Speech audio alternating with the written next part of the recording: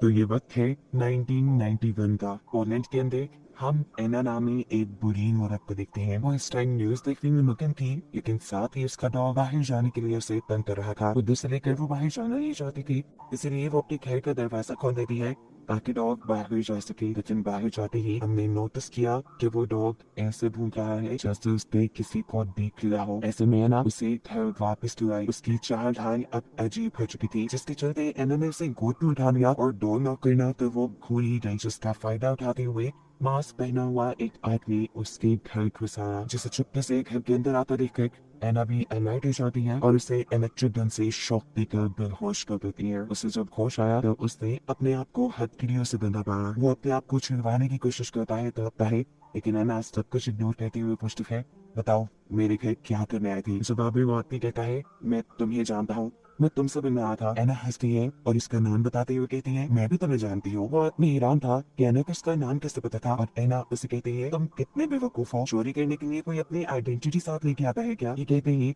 एना phone की तरफ बढ़ के पुलिस को कॉल मिलाने लगती है। ये आदमी कहता है, नहीं ऐसा मत करो, मैं तुम्हें जानता हूँ, तुम्हारा नाम एना नहीं, तुम एक रशियन थी और खुफिया मिशंस के लिए काम करती थी। एना को थोड़ी हैरानी तो हुई कि लड़का उसके बारे में बहुत कुछ जानता था, लेकिन उसने जवाब दिया, जो चाहो कर लो, मुझे फर्क नहीं पड़ता। उसने पुलिस का फोन नहीं काटा। तब लड़का कहता है, मैं चाहता हूँ तुम्हें बर्लिन में क्या मिला था। और ये सुनते एना फोन काट देती है और उससे हमें यकीन हो गया कि सच में एना का कोई ऐसा राज था जो उस आदमी को मालूम था। वो आदमी कहता है कि मैं जानता हूँ कि जंग के बाद तुम्हें बर्लिन में कुछ खास मिला था, कुछ ऐसा जिसे तुम एक खास मिशन के तहत छुपा कर बर्लिन से मॉस्को ले जा रही थी।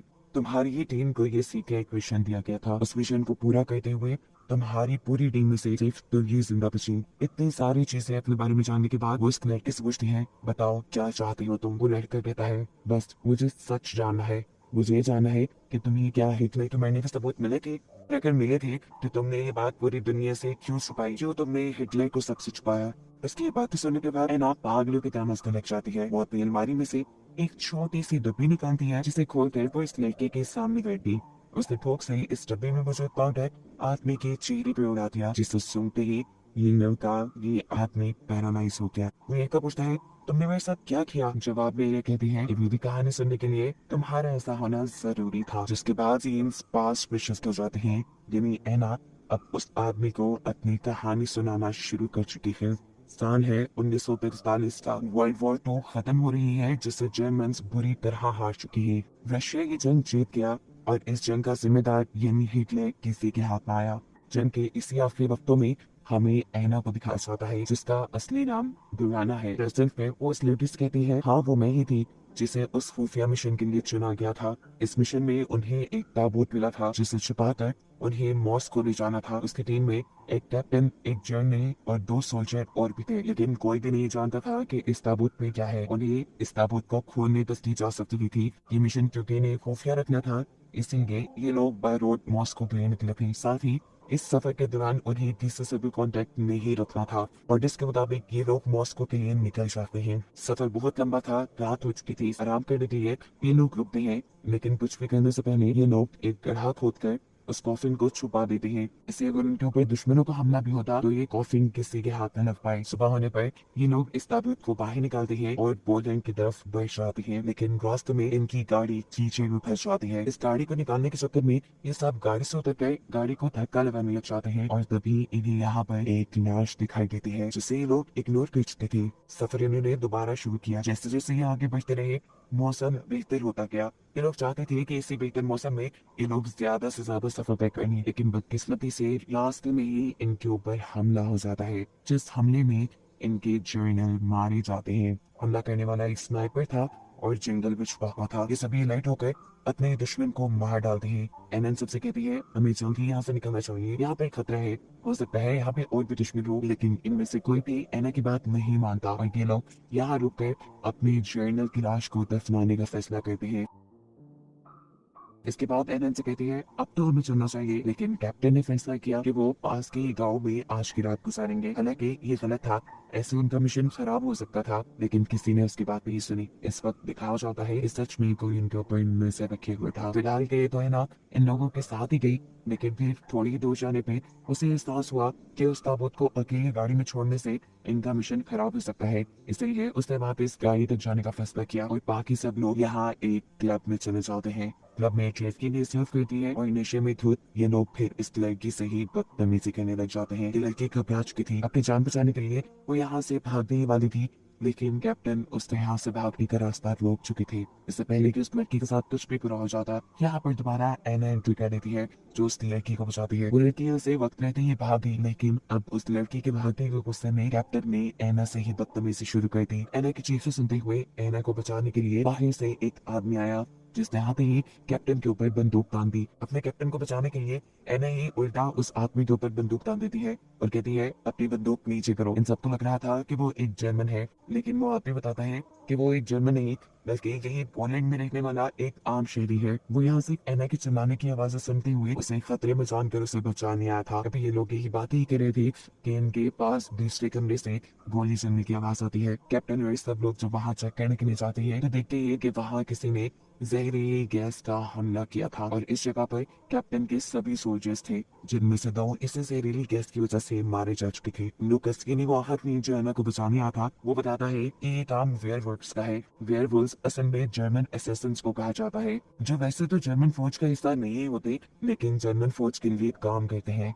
यही वेयरवुल्व्स जंगल में छुपकर सभी चीजों पर नजर रखते हैं और उनके दुश्मनों के यहाँ आने पे अपने दुश्मनों को खत्म कर देते हैं। अब क्योंकि एना की पूरी टीम रशिया से थी, इसलिए उन्हें दुश्मन जानकर उनके ऊपर वेयरवुल्व्स ने हमला कर दिया। ये जो जहरीली गैस इन्होंने यहाँ फैलाई थी वो जहरीले मशरूम्स की थी, जो पहले तो इंसानों के दिमाग में जाकर उन्हें हेलुसिनेट करती है, इन्हें उन्हें अजीबोगरीब चीजें दिखाती है और फिर उन्हें मार डालती है। ये सब बातें सुनने के बाद एना को अपनी उस साथी का ख्याल आता है जिसको वो अपनी जीप में मौजूद कॉफिन के पास छोड़कर आई थी। वो अपने कैप्टन से कहते हैं कि मैं जल्द ही उनकी मदद के लिए पहुंचना चाहिए, लेकिन अब बहुत देर हो चुकी थी क्योंकि वेयरवुल्व्स ने उनके ऊपर भी हमला कर दिया था। इस हमले में किस्मत से एक सोल्जर बच गया, जिसने अपने दुश्मनों पे भी गोलियां चलाई और ऐसे अपने एक दुश्मन को तो मार दिया, लेकिन अब खुद भी उसके ऊपर ये गैस असर करने लगी थी। उसे हेलुसिनेशन होने लगे थे, अजीबोगरीब चीजें दिखाई देने लगी थी। इससे पहले कि वो भी मर जाता, यहाँ पर कैप्टन और एना आ जाते हैं उसे बचाने के लिए।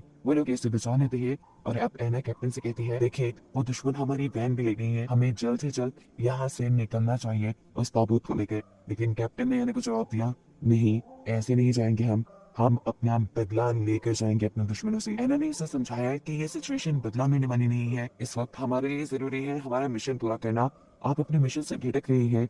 लेकिन कैप्टन ने इस मर्तबा भी एना की कोई बात नहीं सुनी। अब जवाब में वो आदमी लूकस जो कि एना को बचाने के लिए आया था और अब तक इनके साथ था, वो कैप्टन को समझाता है कि एना सही कह रही है, आपको उनकी बात मान लेनी चाहिए, आपको सबसे पहले इस ताबूत को कहीं छुपानी चाहिए अगर तो ये आपके लिए इतना जरूरी है। कैप्टन सवाल कहते हैं मगर कहाँ? जवाब में वो कहता है मैं ऐसी जगह जानता हूँ जहाँ आप इस ताबूत को छुपा सकते हैं। कैप्टन को इस पर भरोसा तो नहीं था, लेकिन फिलहाल उसकी बात मानने के अलावा उनके पास कोई चारा नहीं था, इसलिए वो भी मान गए। उनके यहाँ से जाने के ठीक कुछ ही देर बाद यहाँ पे जर्मन सोल्जर्स आए। जर्मन का कैप्टन अपने सोल्जर्स को गुस्सा था क्योंकि उन्होंने हमला करने में जल्दी कर दी थी। उन्हें भी रशियंस को मारना नहीं था, बल्कि उन्हें रशियंस का वही ताबूत चाहिए था जिसे वो छुपा रहे थे, यानी ये लोग भी उसी ताबूत के पीछे थे।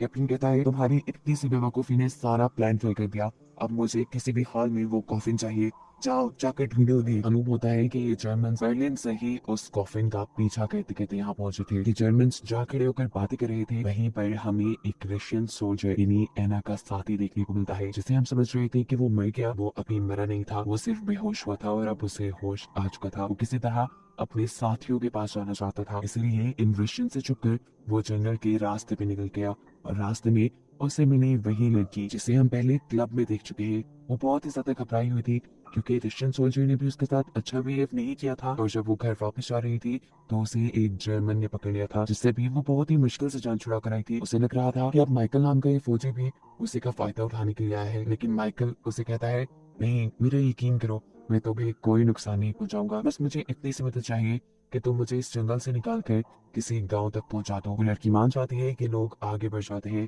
इससे पहले कि ये लोग जंगल पार कर लेते, जर्मन्स की नजर माइकल पे पड़ जाती है और वो उसके ऊपर गोलियां चलाना शुरू कर देते हैं। माइकल तो फौजी था, इन गोलियों से बचना जानता था, लेकिन इस सारी फायरिंग के नतीजे में वो बेचारी मासूम लड़की मारी गई। इसकी मौत से माइकल को बहुत दुख हुआ। माइकल इस लड़की के पास बैठा हुआ था कि दोनों जर्मन्स जिन्होंने इनके ऊपर हमला किया था वो इनके पास आ गए, जिनमें से एक को माइकल ने चाकू मार के खत्म कर दिया, लेकिन दूसरा सोल्जर माइकल को पकड़ने में कामयाब हो गया। सीन कट होकर दूसरी तरफ हम कैप्टन एना और लुकस को देखते हैं, जो कि हिटलर की लाश के साथ एक घर के पास आ चुके थे। कैप्टन एनिस कहता है, हम इस आदमी पे भरोसा क्यों कर रहे हैं? तब एना उसे जवाब देती है, भरोसे के लायक तो तुम भी नहीं, फिर भी मैं तुम्हारे साथ हूँ ना। अगर हम इस मिशन के बाद वापस जा पाए तो देखना, सबसे पहली रिपोर्ट में तुम्हारी करूंगी। कितने रूल्स तोड़े तुमने। खैर, अब ये लोग हिटलर के कॉफिन को लेकर घर के अंदर चले जाते हैं। इनकी बदकिस्मती के अंदर जाता हुआ इन्हें एक जर्मन देख चुका था। घर का मालिक एक ओल्ड कपल था। जो लोग कॉफिन को देखकर समझ जाते हैं कि इस कॉफिन में लाश है, वो एक लाश को अपने घर नहीं रखना चाहते थे, लेकिन यहाँ कैप्टन उन्हें समझाने की कोशिश करता है,